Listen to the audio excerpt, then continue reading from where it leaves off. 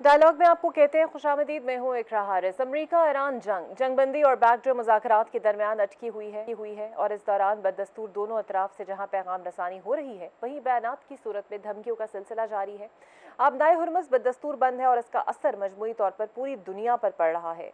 दुनिया भर की मईशतें सुकड़ रही हैं। हमारे मुल्क में इस हवाले से शदीद परेशानी की सूरत हाल है। पेट्रोल और डीजल की बढ़ती कीमतों ने महंगाई को आसमान पर पहुंचा दिया है। हुकूमत खुद को आवाम का मसीहा साबित करने की भरपूर कोशिश कर रही है।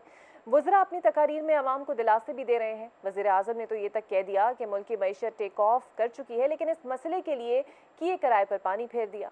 ज़मीनी सूरत हाल ये है कि आवाम न अपोजिशन हुकूमत की किसी के दिलासे की उम्मीद पर यकीन करने को तैयार नहीं।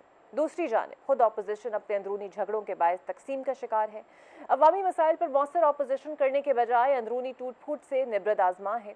3 साल के बाद भी मुत्तहिदा अपोजिशन का ख्वाब अभी तक ख्वाब है और यूं ना तो हुकूमत अवाम में पज़िराई हासिल कर पा रही है, ना ही अपोजिशन हुकूमत की नाकामियों को उजागर करके अवाम के दिल में जगह बना पा रही है। इस सूरत हाल पर बात करने के लिए सबसे पहले मुझे ज्वाइन साबिक वज़ीर ख़जाना और माहिर माशियात मिफ्ता इस्माइल साहब। मिफ्ता इस्माइल साहब, बहुत शुक्रिया सर आपके वक्त का।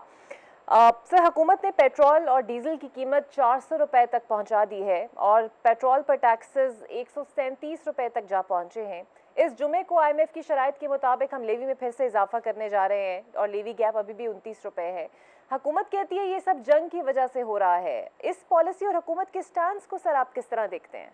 हुकूमत की बात में कुछ वजन है कि जो कीमतें तेल की बढ़ी हैं उसमें इंटरनेशनल मार्केट में बहुत प्राइसेस बढ़ी हैं, इसमें कोई डाउट नहीं है। लेकिन जो हुकूमत जो बात पूरी नहीं बता रही उसमें ये भी बात है ना कि देखिए, जिस दिन जंग शुरू हुई है उस दिन तो पाकिस्तान में पेट्रोल के ऊपर 55 रुपए लेवी थी। आज पेट्रोल के ऊपर जो आपने 104 रुपए लेवी है, उसके अलावा 20-25 रुपए ड्यूटी वगैरह है। तो हुकूमत का ये कहना कि सिर्फ जंग की वजह से कीमतें बढ़ी हैं, ये बात तो दुरुस्त नहीं है, क्योंकि पेट्रोल पे तो आपने लेवी बढ़ाई है। डीजल पे आपने लेवी जो है वो 55 रुपए पहले थी, 30 रुपए है, 29 रुपए है।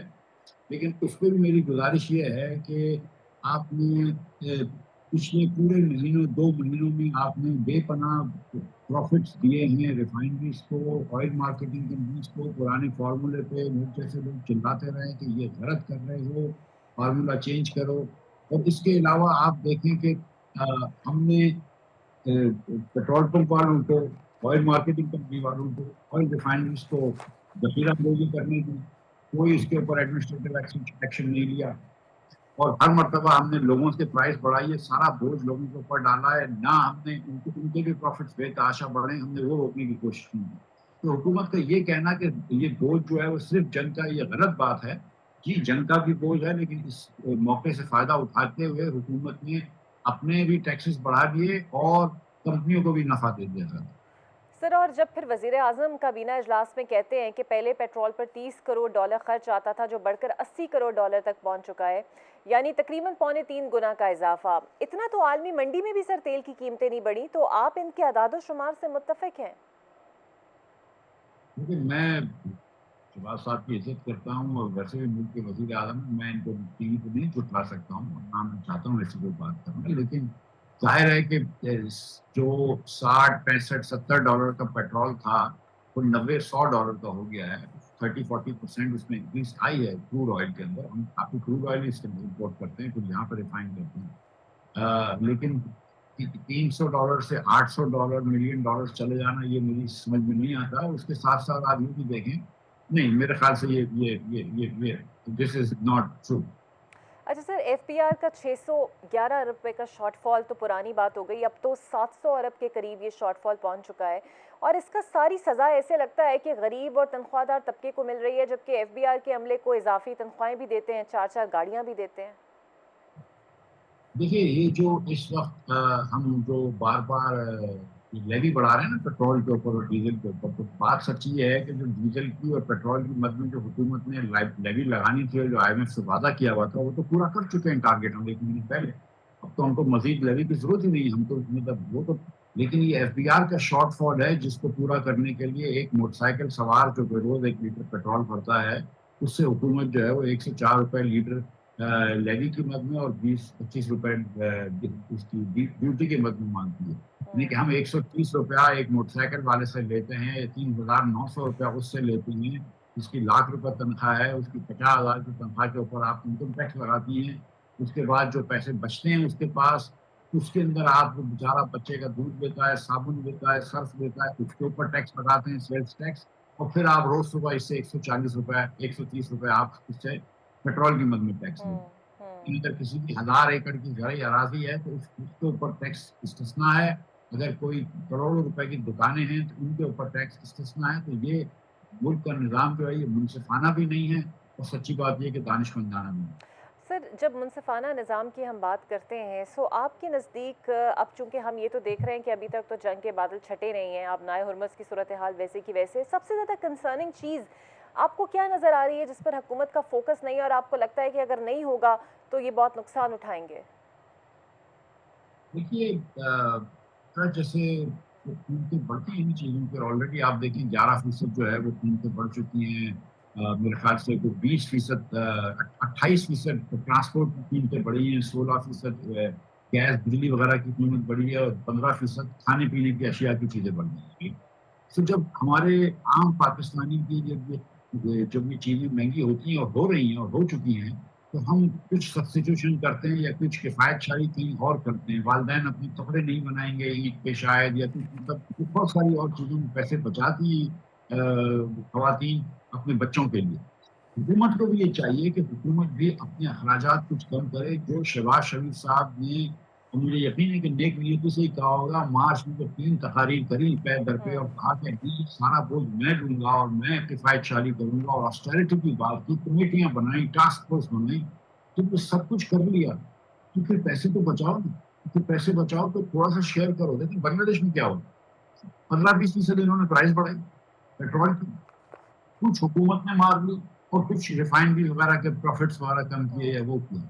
आप अगर ये मिल के कर देते ना तो अच्छा रहता। आपने क्या किया कि अवाम के ऊपर बोझ डाला, हुकूमत ने भी अपने टैक्स के उसमें साथ-साथ बढ़ा दिया, आंसू रोते रहे, लेकिन टैक्स बढ़ा दिया, और रिफाइनरियों को भी ज़्यादा नफ़ा दे दिया। मतलब ये नहीं समझता था कि सही वक़्त था इस वक़्त मुनाफ़ाखोरों को और नफ़ा देने का। मैं नहीं समझता था कि ये सही वक़्त था इस वक़्त टैक्स बढ़ाने का, लेकिन ये हुकूमत की दानिश में ये इनको वो था ना। मिफ्ता साहब, हुकूमत की जो अपनी सर टैक्स कलेक्शन स्कीम्स हैं, ज़राई टैक्स हो गया, प्रॉपर्टी टैक्स हो गया, ताजर दोस्त टैक्स हो गया, ये सब नाकाम हो गई। आपको इसकी नाकामी की वजह क्या नज़र आती है, और आईएमएफ को सर ये नज़र क्यों नहीं आता? बाकी मामलात पे तो वो बड़ी सख्ती करती है लेकिन इसके ऊपर खामोश रहती है, और बज़ाहिर लगता है कि हुकूमत सारा नुकसान, सारा खसारा लेवी से पूरा कर रही है। गुजारिश ये है कि आईएमएफ आपको 100 चीज़ें दें। आप उसमें से 80 चीज़ मानते हैं, आईएमएफ बोलती है ठीक है 80 चीज़ मान गए, पाकिस्तान है, बड़ा इंस्ट्रूमेंटल कंट्री है, मिडल पावर है, ईरान फिर अमेरिका की दोस्ती करवा रहा है, अमेरिका के सदर हमारे फील्ड मार्शल की तारीफ़ करते नहीं करते, तो हमारा एक वज़न तो है ना दुनिया में, हमारा इन्फ्लुएंस तो है। तो आईएमएफ 100 चीज़ें कहती है, आप 80 मान लेते हैं। आप ये मान लेते हैं कि मोटरसाइकिल वाले के ऊपर हम पेट्रोल की लेवी बढ़ा देंगे। आप ये मान लेते हैं कि हम नौकरी पेशा लोगों पर टैक्स बढ़ाते हैं। लेकिन आप ये बिल्कुल नहीं मानते कि हम चीनी को बरामद करके चीनी के मिल मालिकान को नफ़ा और ना दे दें। आप बिल्कुल नहीं मानते कि हम फर्टिलाइज़र के ऊपर लेवी लगा दें, और फर्टिलाइज़र वालों की कंपनी को गैस महँगी कर दें, या यूरिया दूसरी तरफ से सस्ती करवा दें। आप बिल्कुल नहीं मानते जब वो पावरफुल लोगों के इंटरेस्ट पे हाथ रखती हैं। तो हमारे मुल्क का अलमिया ये है, और ये शहबाज हुकूमत में ख़ास तौर पर, लेकिन अमूमन ये होता है कि जब भी ताकतवर लोगों की लड़ाई होती है आम लोगों से, तो आम लोग हारते हैं, आम पाकिस्तानी हारते हैं, चाहे वो चीनी के सामने वाले हों, रियल एस्टेट माफिया के सामने हो, या फर्टिलाइज़र वालों के सामने हो, या ऑयल रिफाइनरीज़ के सामने। तो हम उनके इंटरेस्ट को डिफेंड कर लेते हैं, हम आम लोगों के इंटरेस्ट को नहीं डिफेंड करते। और मिफ्ता साहब, आपने वज़ीर दाखिला का एक खिताब तो बिज़नेस कम्युनिटी से सुना होगा, और कुछ तशरीह उसकी इस तरह हो रही है कि अंदरूनी तौर पे पाकिस्तान में मुश्किलात हैं, और इसीलिए अब वज़रा को ऐसी बातें बिज़नेस कम्युनिटी से करनी पड़ रही हैं। $100 अरब बाहर चले गए, कुछ हिस्सा वापस लाना जाएगा। क्या वाकई हालात इतने ख़राब है कि इन्वेस्टर भी डर रहा है यहाँ पे इन्वेस्टमेंट करने से, स्पेसिफिकली जो इस्लामाबाद में आजकल हो भी रहा है? मैं तो एक बात तो समझता नहीं हूँ कि वज़ीर दाखिला की जो शुमारियात थी वो सही थी। मैं समझता हूँ कि 3 साल में पाकिस्तान से 100 अरब रुपए नहीं जा सकते, इतने पैसे ही नहीं हैं पाकिस्तानियों के पास। हर पाकिस्तानी जो है वो उतना अमीर नहीं होता है, और मैं ये समझता हूँ कि 3 से 6 बिलियन डॉलर्स 3 साल में गए होंगे in terms of wealth transfer, उससे ज़्यादा नहीं गए होंगे। तो वज़ीर दाखिला की ये बात ही मेरे ख़्याल से ये शुमारियात गलत थी। लेकिन जहाँ तक इनकी ख्वाहिश है कि पाकिस्तान में कुछ पैसा वापस आ जाए, वो तो बड़ी नेक ख्वाहिश है, लेकिन खाली ख्वाहिशात से ये काम होता नहीं है। हम्म। अगर पाकिस्तान के अंदर खित्ते में सबसे महंगी बिजली होगी और सब हमकुल्ला ममालिक से सबसे महंगी बिजली होगी, जब खित्ते और हमकुल्ला ममालिक में सबसे महंगी गैस होगी, सबसे ज़्यादा इन्फ्लेशन होगा, सबसे ज़्यादा इंटरेस्ट रेट होंगे और सबसे कम जीडीपी ग्रोथ होगी, तो फिर यहाँ पे कोई पैसा क्यों लेकर आएगा? सो वजीर दाखिला को भी और तमाम वज़रा को ये चाहिए कि पहले हालात को यहाँ पे साझगार कर दें, खुद ब खुद पैसे आ जाएँगे, उसकी वो चिंता ना करें। लेकिन बस इस पे मेहनत करें कि ये पाकिस्तान के हालात को जो है वो ठीक कर दें। आप ऐसा कोई कम ख़ाब के पर नहीं लगे हमारी हुकूमत में कि हम सबसे ज़्यादा टैक्स रेट्स भी दे रहे हों, सबसे महँगी बिजली भी ले रहे हों, सबसे महँगी गैस भी ले रहे हों, लेकिन यहाँ पे आगे का हवा ही टेढ़ा हो। बिल्कुल सही, बहुत शुक्रिया आपका मिफ्ता इस्माइल साहब फॉर अ एनालिसिस, मेरे साथ मौजूद थे। लेकिन आवाम परेशान है और जब तक महंगाई कम नहीं होगी आवाम के लिए तो रिलीफ नहीं पैदा होगा। ब्रेक लेते हैं, ब्रेक के बाद आपसे मिलते हैं। Welcome back. मुझे ज्वाइन करेंगे नून लीग के सीनियर रहनुमा साबिक वफाकी वजीर खुर्रम दस्तगीर साहब। बहुत शुक्रिया खुर्रम साहब आपके वक्त का। सर, अमेरिका ईरान जंग में मीडिएटर है पाकिस्तान, सालसी की कोशिशें भी कर रहा है। क्या तवक्कुआत हैं सर हुकूमत को? मामला कहाँ तक पहुँचा? क्या वाकई ये सुधर सकते हैं मामलात? जी, सुधर सकते हैं, इसलिए कि अब जो एक इस्तिलाह थी कि जी बैलेंस ऑफ पावर होता है, अब इस वक्त जो चीज ऑपरेट कर रही है वो बैलेंस ऑफ पेन है कि किसको ज्यादा तकलीफ है। और अगरचे ईरान को और ईरान में जो रहने वाली कौम है उसको बहुत ज्यादा तकलीफ है मुआशी तौर पे, लेकिन दुनिया के लिए वो उतनी अहम नहीं जितना कि अब जो है आहिस्ता आहिस्ता जो दुनिया की इकोनॉमी है, और सिर्फ एक मुल्क की नहीं, वो कसाद बाजारी की तरफ बढ़ रही है। अब सबको ज़हनों में आ रहा है कि 97 साल पहले किस तरह एक ग्रेट डिप्रेशन आया था 1929 में, कि उसकी तरफ ना हम बढ़ जाएं, जहां आपको मालूम है कि ऑलरेडी यूरोप और अमेरिका में एयरलाइनें बंद हो रही हैं इस बुनियाद पे कि उनके पास जेट फ्यूल जो है वो उसकी कीमत डबल हो गई है, तो लिहाजा वो फ्लाइटें बंद हो गई हैं। इसी तरह जो है वो दुनिया में जहां जहां हीलियम इस्तेमाल होता है, सल्फर इस्तेमाल होता है, प्लास्टिक इस्तेमाल होता है पॉली एथिलीन के नाम से, उन हर जगह जो है उन चीजों की शॉर्टेज है। पहले कीमतें बढ़ी थी, अब अगर ये मामला आगे बढ़ता है तो फिर एक मुस्तकिल शॉर्टेज की तरफ जब दुनिया जाएगी तो एक वर्ल्ड वाइड रिसेशन आएगी, जिसकी कीमत गालिबन मेरे ख्याल में तो सदर ट्रंप अदा करने के काबिल नहीं है। उनको ज्यादा देर नहीं है, अब नवंबर में एक व्यवस्थ मुद्दती इंतखाब का सामना है। अमेरिका में ऑलरेडी जो है लोग चीख रहे हैं, पूरी दुनिया में लोग जो हैं वो इस बात पर चीख रहे हैं कि ये जो पूरा तनाज़ा ईरान के ऊपर हमले का था जो अमेरिका और इसराइल ने मिलकर किया, उससे बजाय कोई भी मसला हल होने के मसला खराबतर हो गया। मसलन 27 फरवरी तक जब तक जंग शुरू नहीं हुई थी, आबनाए हुर्मुज़ पूरी दुनिया के लिए खुली थी, आप बगैर कोई टोल अदा किए उसमें जा सकते थे। अब इस जंग का नतीजा ये कि आबनाए हुर्मुज़ बंद है और उस बंद आबनाए हुर्मुज़ के आगे अमेरिका ने अपना ब्लॉकेड लगा दिया है। अब अमेरिका का ब्लॉकेड जो है वो ईरान को तो तकलीफ दे रहा है, लेकिन उसके साथ पूरी दुनिया का की जो इकोनॉमी है वो इस वक्त जो है वो आहिस्ता आहिस्ता शट डाउन की तरफ जा रही है। तो इसलिए ये जल्द आई थिंक इसका जो मैं इस मामले में शायद ज्यादा पुरुमीद हूँ कि ये जो इकोनॉमिक पेन है, जो मुआशी तकलीफ है, वो ज्यादा देर दुनिया बर्दाश्त नहीं कर सकती और दुनिया का प्रेशर आएगा कि वो इस पर जो है एक्शन हो। यहाँ ईरान की भी जो लीडरशिप है उनको भी इस पर सोचना होगा कि अगरचे उन्होंने बहुत जवामर्दी से इस हमले का मुकाबला किया है, लेकिन वो भी लामहदूद तरीके से अपनी कौम को इस तकलीफ में मुब्तला नहीं कर सकते, तो उनको भी इसमें को अंडरस्टैंडिंग देनी होगी। और मेरे ख्याल में तो एक बहुत अच्छा मौका था पिछले महीने कि इस्लामाबाद में ये बात हो जाती। गालिबन करीब तरीन जो अभी तक हम आए हैं वो उस दिन आए थे, लेकिन उसके बाद दोनों फरीकैन ने, ईरान ने भी और अमेरिका ने भी कुछ ऐसे मौके आए जो ज़ाया किए। अब ज्यादा देर नहीं है कि इन मौक़ों को ज़ाया किया जाए, क्योंकि वर्ल्ड इकोनॉमी एक दफा जब शट डाउन होगी उसको रिकवर होने के लिए भी एक बड़ा तवील अरसा दरकार है। और पूरी दुनिया जो है अब इस मामले में बराह रास्त अमेरिका और इसराइल को कसूरवार ठहरा रही है कि उन्होंने ये सर, जंग शोर करके तो آپ وجہ فرما رہے ہیں، لیکن چیخیں تو لوگ یہاں پہ بھی مار رہے ہیں. تیل 400 روپے لیٹر تک جہاں پہنچا ہے، 1 لیٹر پیٹرول پر تقریباً 153 روپے اور ہائی سپیڈ ڈیزل پر 116 روپے کے ٹیکسز اور منافع جات حکومت لے رہے ہیں. آپ کو نہیں لگتا سر زیادتی ہے عام عوام سے کہ آپ کی اپنی ہی جسٹیفیکیشن جو آپ پہلے دیتے ہیں کہ جناب لیوی میں اضافہ نہیں کر رہے کیونکہ پیٹرول اور باقی پرائسز کے ساتھ ساتھ ٹرانسپورٹیشن کے کرایوں میں اضافہ ہو جاتا ہے، لیکن اب خود ہی یکدم 28 روپے بڑھا دینا اور اس کے بعد عوام کو پریشان کر دینا؟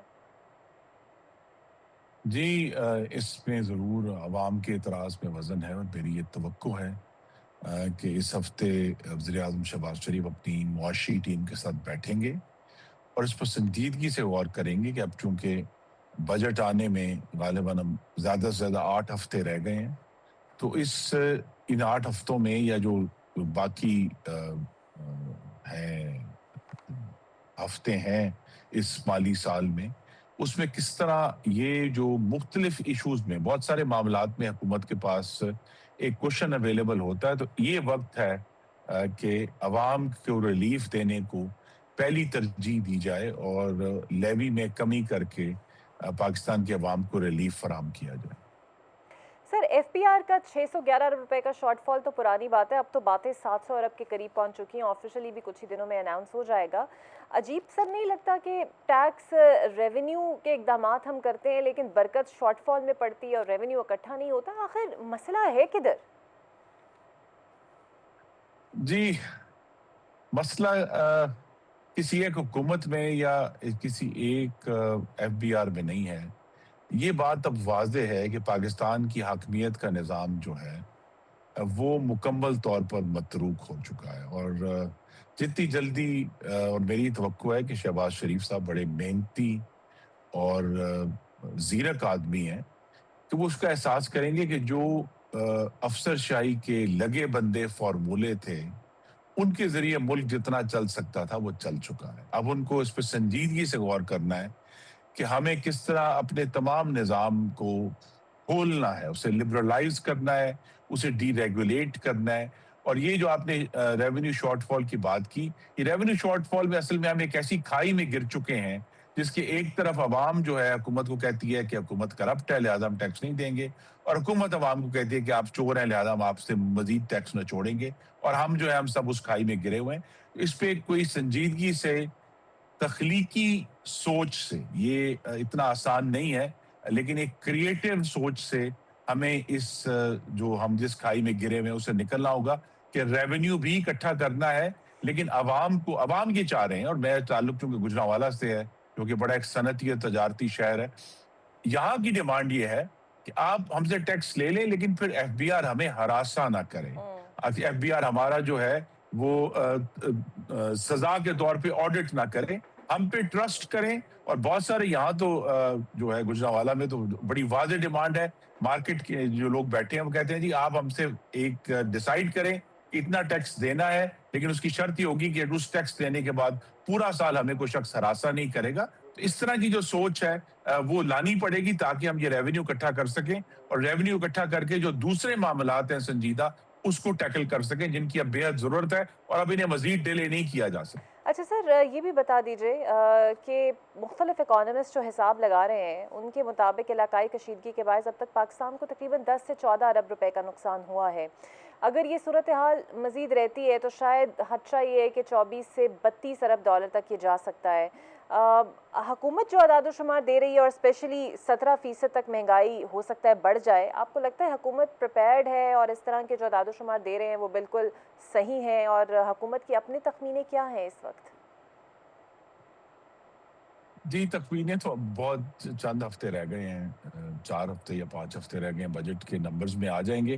میں نمبرز پہ بحث نہیں کروں گا، لیکن میں پھر یہ کہوں گا کہ حکومت کو ایک بڑا نادر موقع ہے اس جنگ کی وجہ سے بھی جو پاکستان کے اندر اس وقت ایک الحمدللہ معاشی اور سیاسی استحکام ہے کہ شہباز شریف صاحب اپنی کابینہ کے ساتھ بیٹھ کر فیلڈ مارشل عاصم منیر کی مشاورت سے ایک حقیقی ریڈیکل بجٹ دیں جو پاکستان کے اندر سرمایہ کاری لے کر آئے، پاکستان کے اندر امپلائمنٹ گروتھ لے کر آئے، روزگار کا بڑھنا لے کر آئے، اور پاکستان کی جو سٹرکچرل ایشوز ہیں بہت سارے ہیں ان کو ٹیکل کرنا شروع کریں. ایک اور روٹین کا بجٹ جو ہے ہمارے معاملات کا بالکل بھی حل نہیں، بلکہ شاید آنے والے مہینوں میں معاملات کو مزید خراب کرے گا اگر ہم نے صرف بزنس ایز یوزول پہ ہی انحصار کیا. اچھا سر، آپ کے علم میں تو ہوگا کے پی میں گیس کی پیداوار زیادہ ہے، لیکن ان کے باوجود وہ شکوہ آج کل کر رہے ہیں کہ انہیں گیس نہیں مل رہی. اس مسئلے کا سر آخر حل کیا ہے کہ صوبے کی اپنی ہی پیدا کردہ گیس جو ہے وہ اس سے محروم ہو؟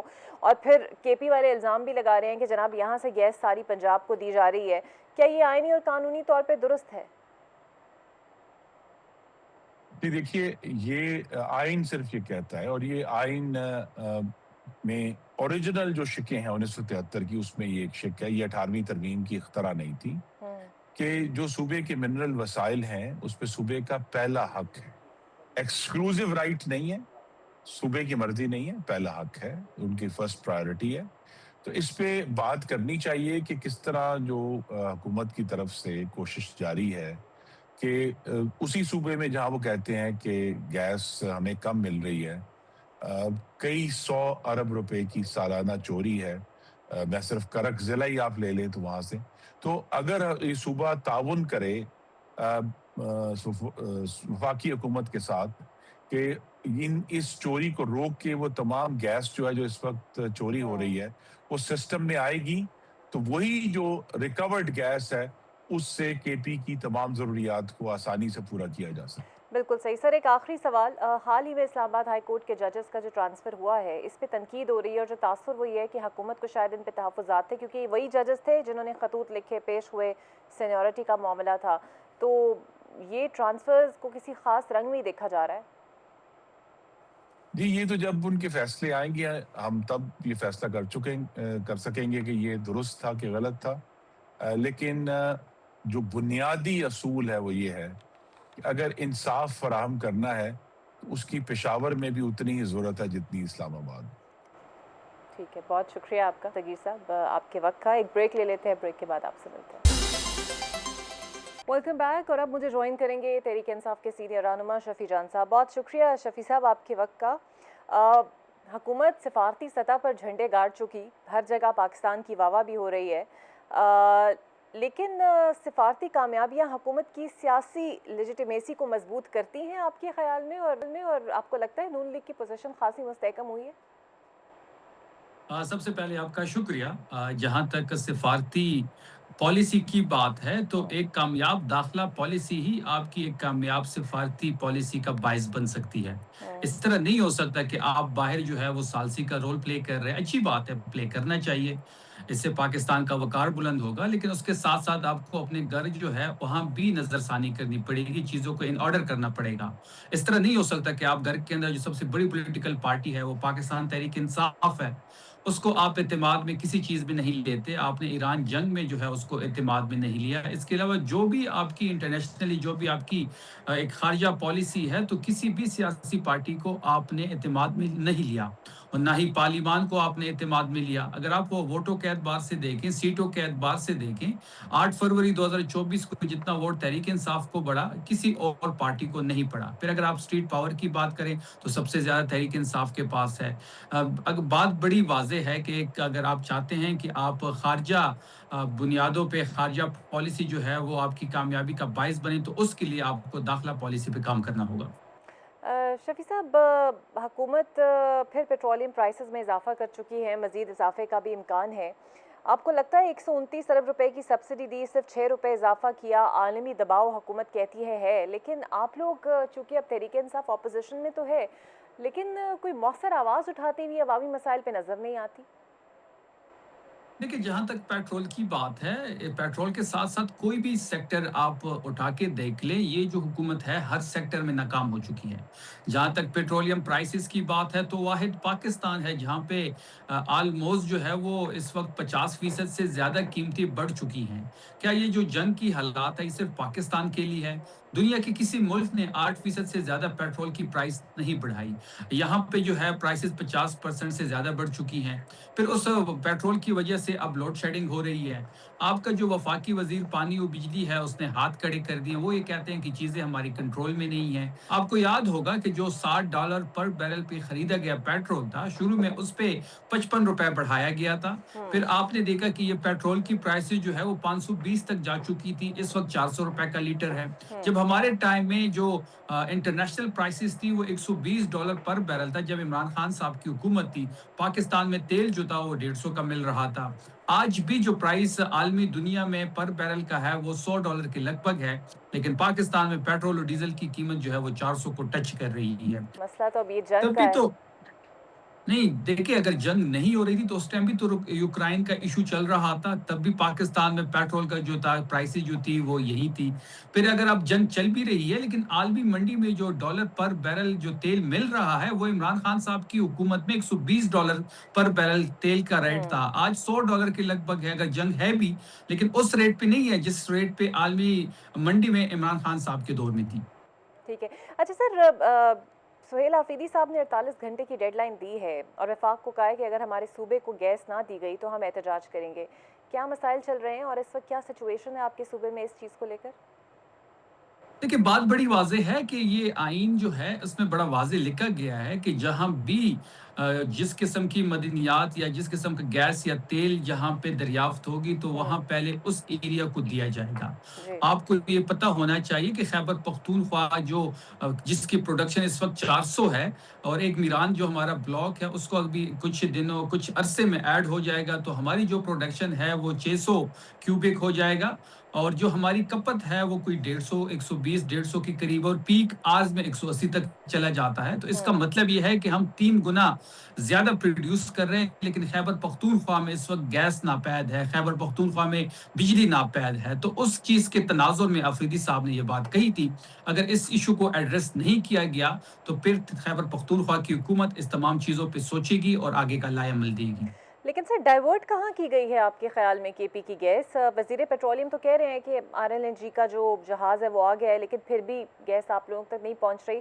कोई मोटिव ये आपको बात पीछे बड़ी महसूस हो रहा है?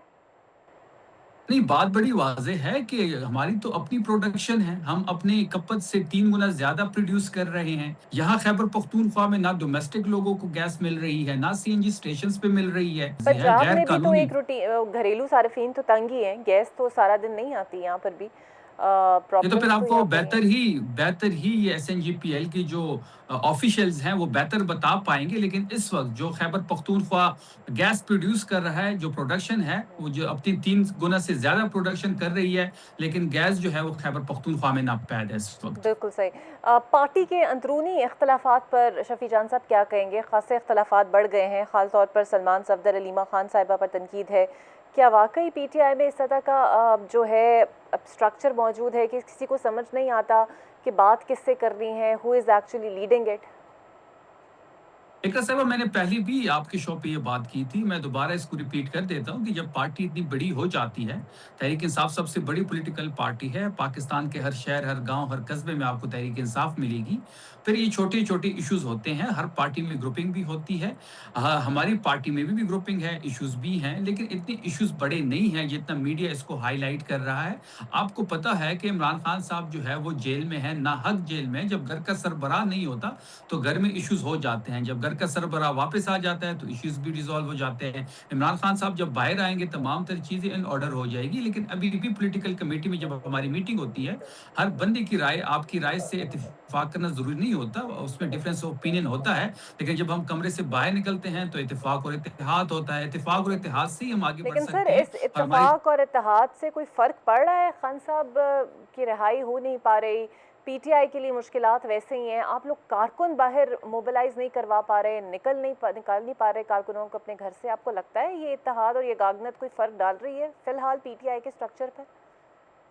देखिए, मैंने शुरू में कहा कि डिसिप्लिन बड़ा ज़रूरी है किसी भी तहरीक में कामयाब होने के लिए और तमाम हमारे कारकुनों को, तमाम ओहदेदारों को ये बात बड़ी समझनी होगी। अगर इत्तेफ़ाक होगा, इत्तेहाद होगा, डिसिप्लिन होगा तो हम अपने गोल्स अचीव कर लेंगे।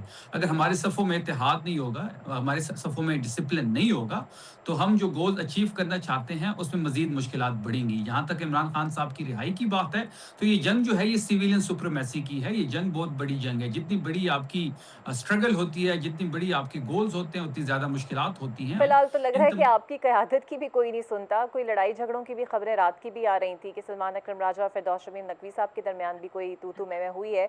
कोई वाज़ेह हिकमत अमली हुई है कि एहतजाज, तहरीक किस तरह पीटीआई बढ़ाएगी? क्या तय हुआ है? इस्तीफ़े देंगे, असम्बली छोड़ेंगे, एहतजाज करेंगे, क्या होगा? देखिए, पहली बात हम सबको समझनी होगी कि जो फ़ैसला इमरान खान साहब का होगा, वो फ़ाइनल होगा और तहरीक इंसाफ़ में फ़ैसले की क़ुव्वत इमरान खान साहब के पास है। उन्होंने महमूद खान अचकज़ई साहब को ये रोल दिया हुआ है। ये ज़िम्मेदारी उनके कंधों पे है। जब अफरीदी साहब की आखिरी मुलाकात अचकज़ई साहब से हुई थी, तब भी अचकज़ई साहब ने कहा कि ये ज़िम्मेदारी मेरी है और मैं ही इसको निभाऊँगा। तहरीक इंस वो जो भी फ़ैसला करेंगे, मुज़ाकरात के हवाले से हो, एहतजाज के हवाले से हो, तहरीक के हवाले से हो या फिर लॉन्ग मार्च के हवाले से हो, तहरीक इंसाफ़ कंप्लीटली उसको बैक करेगी। हुँ। अली अमीन गड्ढापुर ग्रुप सर सुनने में आ रहा है दोबारा से एक्टिव हो रहा है केपी में। क्या इसका मकसद है सुहेल आफरीदी साहब को डिस्क्रेडिट करना और इनका साथ अहमद नियाज़ी ग्रुप भी दे रहा है? कोई ग्रुप या कोई फर्द सोहेल अफरीदी साहब को डिस्क्रेडिट नहीं कर सकता, वो इमरान खान साहब के हुँ। नॉमिनी हैं। तहरीक इंसाफ में जिसका इमरान खान का हाथ तहरीक इंसाफ में जिस पे होता है, वो हीरो होता है, वो क्राउड पुलर होता है, वही ओपनिंग बैट्समैन होता है। अफरीदी साहब पे इमरान खान साहब का कंप्लीटली एतमाद है। आखिरी मुलाकात जो सलमान सफदर साहब की इमरान खान साहब से हुई थी, तब कुछ मैसेजेस अफरीदी साहब को भिजवाए गए हैं। उनको शाबाश भी दी गई है। कंप्लीटली उन पे एतमाद है। उनकी गवर्नेंस से इमरान खान साहब खुश हैं और कुछ मैसेजेस अफरीदी साहब तक पहुंचे हैं जिस पे काम अभी हो रहा है। लेकिन वफाक आपकी गवर्नेंस से खुश नहीं है, करप्शन के इल्ज़ामात भी लगा रहे हैं, फिर कह रहे हैं कि हेल्थ कार्ड में भी करप्शन का ज़िक्र वो कर रहे हैं। इसको आप कैसे डिफेंड करेंगे? देखिए, पहली बात ये है इकरा साहिबा कि इल्ज़ामात से बात नहीं होगी। अगर इनके पास कोई सबूत है तो वो सामने लेके आए। तो देखिए, करप्शन सिर्फ़ इल्ज़ामात से बात नहीं होगी। अगर किसी के पास खैबर हुँ। पख्तूनख्वा की हुकूमत के मुतल्लिक़ कोई भी करप्शन के केसेज़ हैं, वो सामने लेके आए, उस पे बात होगी। ज़ीरो टॉलरेंस पॉलिसी है तहरीक इंसाफ़ में, शफ़ाफ़ियत पे हम बिलीव करते हैं। बिल्कुल सही। बहुत शुक्रिया आपका शफ़ीजाद साहब आपके वक्त का। तो देखते हैं ये मामलात किस तरीके से आगे बढ़ेंगे और वाकई तहरीक इंसाफ को इतनी इम्पैक्टफुल तहरीक चला पाएगी कि इनकी मुश्किलात जो हैं वो आसान हो सकें। मुझे दीजिए इजाज़त। अल्लाह हाफ़िज़।